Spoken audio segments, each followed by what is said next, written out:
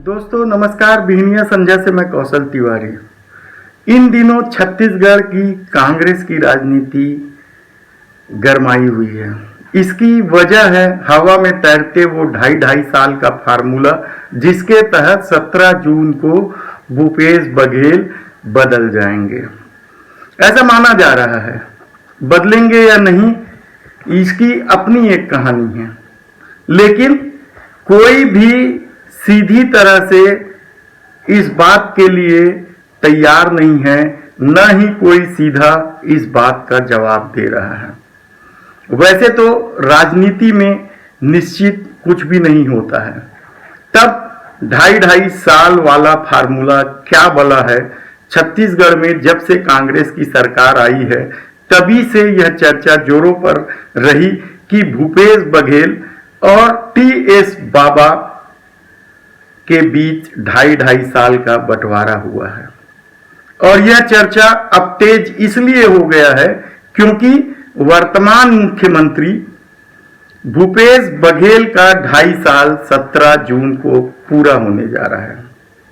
ऐसे में इस सच को आम लोगों को भी जानना जरूरी है कि आखिर यह 2.5 साल का क्या किस्सा है, यह क्या बला है जो भूपेश बघेल के लोगों को बेचैन कर देता है, और इसमें कितनी सच्चाई है। हैरानी तो लोगों को इसलिए भी है, या 2.5 साल के चर्चे को बल इसलिए भी मिलता है क्योंकि इससे अब तक सीधे तौर पर न तो मुख्यमंत्री भूपेश बघेल ही कुछ कहने को तैयार है, और न ही टीएस सिंहदेव उर्फ बाबा ही कुछ कहने को तैयार हैं। यदि दोनों नेता भूपेश बघेल और सिंहदेव इस फार्मूले को इनकार कर देते तो विवाद ही नहीं होता, और यदि इस सवाल पर गोलमोल जवाब आ रहा है तो इसका मतलब साफ है कि यह फार्मूला कहीं न कहीं अस्तित्व में रहा है। तब सच का पड़ताल जरूरी है, और सच सबको जानना चाहिए। 15 साल के निर्वासन के बाद जब छत्तीसगढ़ में कांग्रेस ने भारी बहुमत से जीत दर्ज करने से पहले मुख्यमंत्री पद के 2 दावेदार थे। एक प्रदेश कांग्रेस के तत्कालीन अध्यक्ष भूपेश बघेल, और दूसरे विधानसभा में नेता प्रतिपक्ष टीएस सिंहदेव उर्फ बाबा। लेकिन बहुमत आते ही 2 नाम और जुड़ गए। एक नाम है ताम्रध्वज साहू का, और दूसरा नाम था चरणदास महंत का। विवाद यही नहीं रुका, क्योंकि कुछ तय ही नहीं हो पा रहा था। तब मामला हाईकमान के पास गया। हाईकमान ने सब लोगों को किसी एक नाम पर सहमति के लिए राजी करने की कोशिश की, लेकिन कोई राजी तैयार नहीं था। कोई भी व्यक्ति 1 इंच जमीन छोड़ने को तैयार नहीं था। एक अनार 100 बीमार की तर्ज पर जब मुख्यमंत्री बनने का विवाद बढ़ने लगा, तब सबने ये तय किया कि अब हाईकमान ही निर्णय कर ले। और ये फैसला होते ही भूपेश बघेल, टीएस बाबा और चरणदास महंत छत्तीसगढ़ लौटने लगे। अभी वह एयरपोर्ट ही पहुंचे थे कि खबर आई कि राहुल गांधी जी ने ताम्रध्वज साहू को मुख्यमंत्री बना दिया है। और ये खबर दिल्ली की ही नहीं थी, ये खबर छत्तीसगढ़ के ताम्रध्वज साहू के गृह जिले दुर्ग में फटाका फूटने की खबर थी। तीनों नेता छत्तीसगढ़ आने की बजाय एयरपोर्ट से ही लौट गए। अब कहानी यहां से शुरू होती है कि एयरपोर्ट से लौटने के बाद इन तीनों नेताओं ने ऐसा क्या कहा कि राहुल गांधी जी भूपेश बघेल के नाम पर सहमति जता दी और वो मुख्यमंत्री बन गया।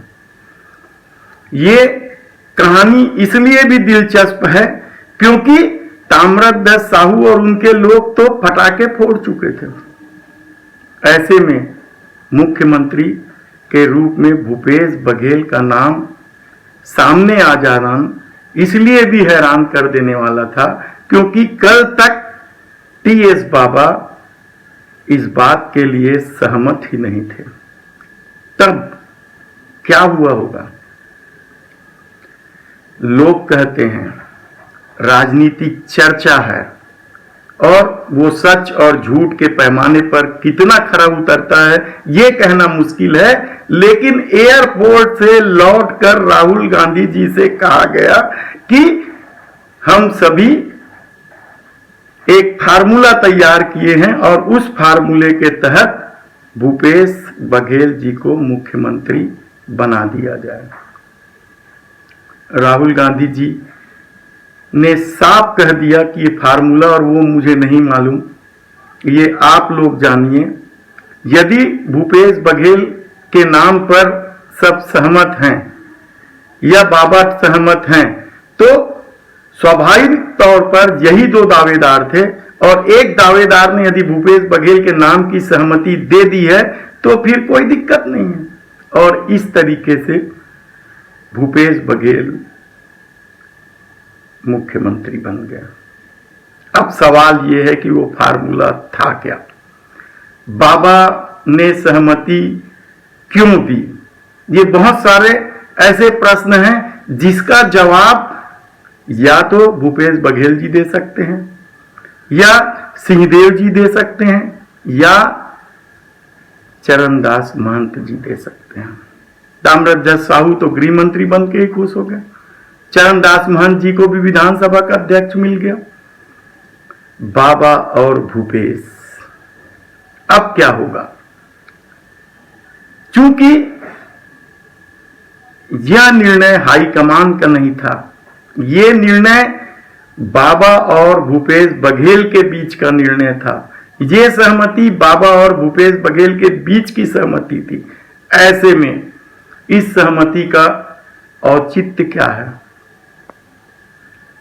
आप नैतिकता की दुहाई दे दीजिए, आप दुनिया भर के अच्छे कामों की दुहाई दे दीजिए, लेकिन जब तक बाबा भूपेश बघेल और चरणदास महंत अपने तरफ से कुछ नहीं कहेंगे तब तक ये जान पाना किसी के लिए भी मुश्किल है कि आखिर बाबा ने भूपेश बघेल पर मुहर लगाने के लिए कैसे सहमत हुए थे। अब देखना है कि 17 जून बहुत नजदीक है, ज्यादा दिन नहीं है, को क्या होगा, लेकिन फिर भी कुछ नहीं होगा। धन्यवाद।